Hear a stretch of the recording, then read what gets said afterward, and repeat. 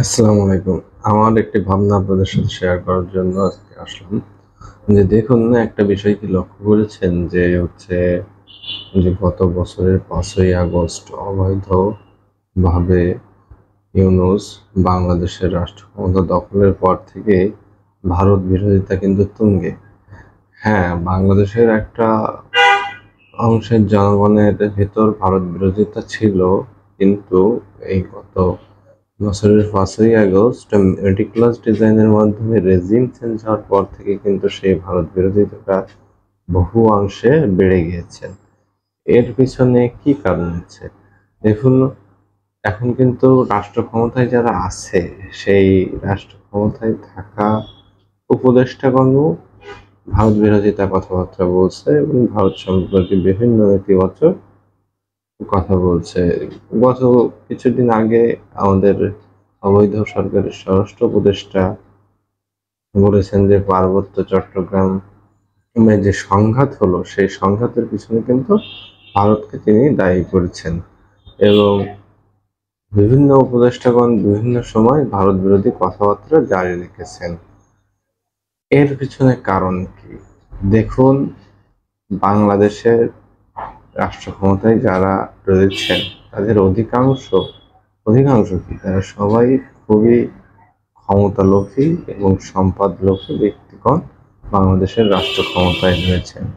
Doctor Yunus ক্ষমতায় আসার পরে তার যে আন্তর্জাতিক লবিং, তিনি আন্তর্জাতিক একটা বিশাল হ্যাডাম, একটা ইন্টারন্যাশনাল ফেস, কিন্তু তার এই ফেসকে কাজে লাগায় কিন্তু তিনি কোনো ধরনের সুবিধা বাংলাদেশকে এনে দিতে পারেন নাই। উল্টো কি হয়েছে? উল্টো বিভিন্ন দেশে বাংলাদেশের ভিসা বন্ধ হয়েছে, বাংলাদেশের যে ট্রান্সশিপমেন্ট সুবিধা ছিল সেটা বাতিল হয়েছে, বিভিন্ন দেশে বাংলাদেশের রপ্তানি শুল্ক বাড়ছে এবং বাংলাদেশের স্টুডেন্ট ভিসা থেকে শুরু করে ভিজিট ভিসা কিন্তু দেশের প্রায় সকল দেশেই বন্ধ হতে বসেছে। ভারতে এখন কিন্তু বাংলাদেশের সব থেকে টুরিস্ট যায় তো ভারতে, সেই বিষয়টাও কিন্তু ইউনূস সরকার আর ক্ষমতা আসার পরে বন্ধ হয়ে গেছে। তো লাভ হলো কি বাংলাদেশের মানুষ? ইন্টারন্যাশনাল একজন ফেস, নোবেল বিজয়ী, তিনি তো ক্ষমতায় আসার পরে বাংলাদেশের জনগণ ভেবেছিল দেশটা সিঙ্গাপুর হয়ে যাবে, আমেরিকা হয়ে যাবে, আমেরিকায় যেতে আমাদের কোনো ভিসা লাগবে না, অন অ্যারাইভাল ভিসা পাবো। কিন্তু হ্যাঁ, ভিসার দ্বার উন্মুক্ত হয়েছে কিন্তু একটা দেশের সাথে, সেটা হচ্ছে পাকিস্তান। পাকিস্তানের সাথে আমাদের ভিসা এখন অন অ্যারাইভাল ভিসা চালু হয়েছে। পাকিস্তানের নাগরিকগণ আমাদের দেশে আসতে পারবে, আমাদের নাগরিকগণ অন অ্যারাইভাল ভিসায় পাকিস্তানে যাইতে পারবে। আর অন্যদিকে বিশ্বের বিভিন্ন উন্নত রাষ্ট্র, সব রাষ্ট্রে আমাদের পাসপোর্টকে ব্যান করতে চলেছে। ভারতে আমরা এখন চিকিৎসা ভিসা ছাড়া কিন্তু অন্য কোনো ভিসায়, ভিজিট ভিসা তো পুরোপুরি বন্ধ এবং স্টুডেন্ট ভিসায় যাও কিন্তু সীমিত করে রেখেছে ভারত সরকার। এরপরেও কিন্তু বিভিন্ন সময় বিভিন্ন উপদেষ্টাগণ ভারত বিরোধী কথাবার্তা জারি রেখেছে। এটা কেন রেখেছেন তারা? সামনে তো ইলেকশন একটা সম্ভাব্য ডেট ঘোষণা করেছে এই ফ্যাসিস্ট সরকার, কিন্তু আদৌ কি ইলেকশন হবে? দেখুন, আমি যেটা মনে করি সেটা হচ্ছে ইলেকশন দেওয়ার কোনো ইচ্ছা ডক্টর ইউনূসের নাই। তার ইচ্ছা হচ্ছে এই যে আমাদের প্রতিবেশী রাষ্ট্র, আমাদের বাংলাদেশের সীমারেখার 3 দিক থেকে পরিবেষ্টিত রাষ্ট্র হচ্ছে ভারত। এই ভারতের বিরুদ্ধে বিভিন্ন কার্যক্রম এবং উগ্র কথাবার্তা দ্বারা ভারতকে বিরক্ত করা এবং ভারত বিরোধী আচরণ করা, এর মাধ্যমে ভারতকে এতটা উত্তপ্ত করে তোলা যে যাতে ভারত এই দেশে আক্রমণ করতে বাধ্য হয়। এদেশে আক্রমণ করলে কি সুবিধা হবে ভারতের এবং কি সুবিধা হবে ইউনূসের? দেখুন, ভারতের বিরুদ্ধে যদি কার্যক্রম আমাদের দেশের ভূমি ব্যবহার করে করা হয়, তো ভারত তো নিজের সুরক্ষার জন্য আক্রমণ করতে বাধ্য হবে, এটাই স্বাভাবিক। আর ডক্টর ইউনূসের কি সুবিধা হবে?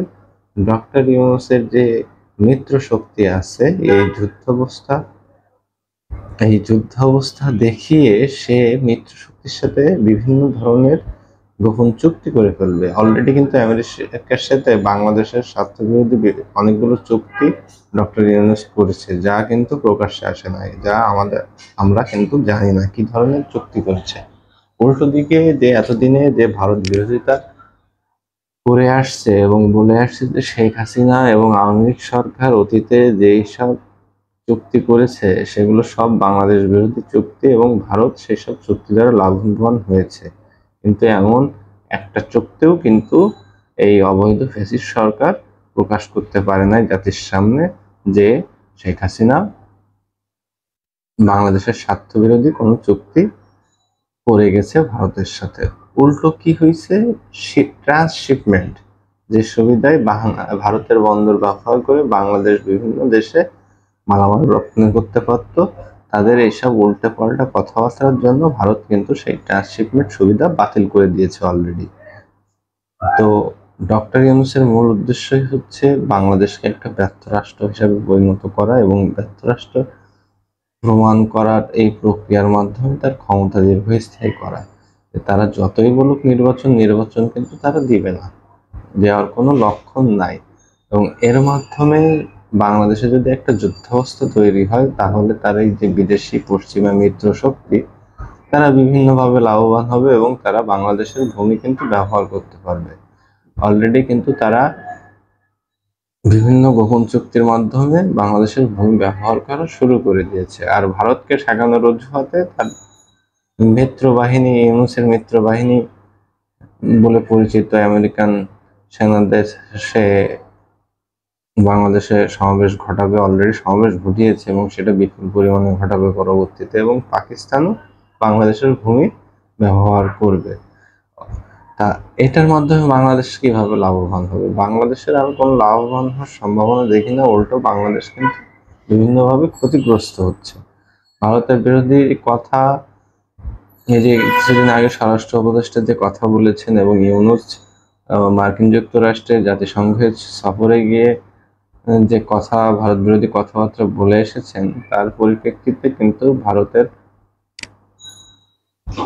থেকে তীব্র প্রতিক্রিয়া এসেছে। তারা যেটি জানিয়েছেন যে বাংলাদেশের এই ব্যর্থ সরকারটি নিজেদের দোষ ধামাচাপা দেওয়ার জন্য এইসব ভারত বিরোধী অজুহাত দাঁড় করাচ্ছেন। তাই এটার মাধ্যমে কিন্তু ভারতের সাথে বৈরিতা ধীরে ধীরে বৃদ্ধি পাচ্ছে এবং এটার এমন এক উপক্রমে নিয়ে যাবে যে ভারত বাংলাদেশে আক্রমণ করতে বাধ্য হবে।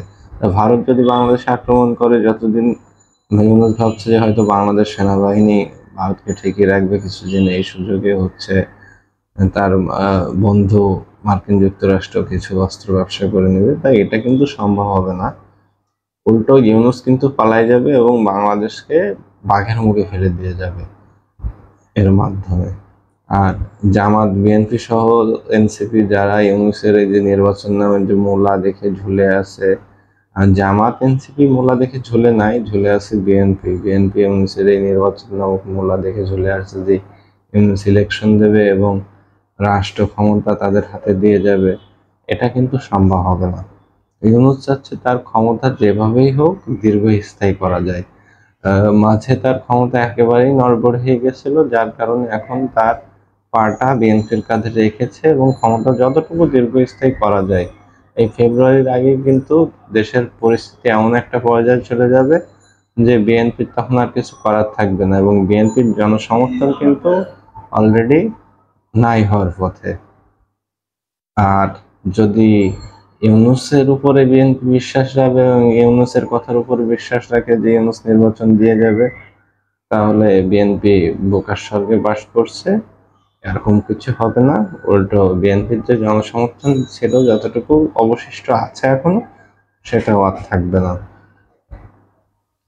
আর এই ভারত বিরোধী কথাবার্তা বলে এই উপদেষ্টারা যুদ্ধাবস্থা তৈরি করে কিন্তু নিজেরা সেফ এক্সিট নিয়ে চলে যাবে, বিপদে পড়বে। এই যে ইউনূসের কথাই তাল দিয়ে যারা নাচছেন এখন বেশি বেশি তারা। তাই সবাইকে বলবো যে আপনারা সচেতন হন। ইউনূসের কথায় যারা নাচছেন তাদেরকে বলবো যে আপনারা অতি নাচবেন না, অতি বাড়বেন না। বাংলাদেশ আওয়ামী লীগ 2024 সালের 5ই আগস্ট কিন্তু চুপ করেছিল মাননীয় প্রধানমন্ত্রী দেশরত্ন শেখ হাসিনার উপরে ভরসা করে। আর তিনি চেয়েছেন দেশে কোনো গৃহযুদ্ধের অবস্থা তৈরি না হয়। দেশে গৃহযুদ্ধ অবস্থা তৈরি হলে দেশটা ধ্বংস হয়ে যাবে। বাংলাদেশ আওয়ামী লীগের কোনো নেতাকর্মীও চায় না এমন একটা পরিস্থিতি বাংলাদেশে উৎপন্ন হোক। সেই জন্য তারা ধৈর্য ধারণ করে আছে। তাদের ধৈর্য ধারণকে কখনোই দুর্বলতা ভাববেন না, এবং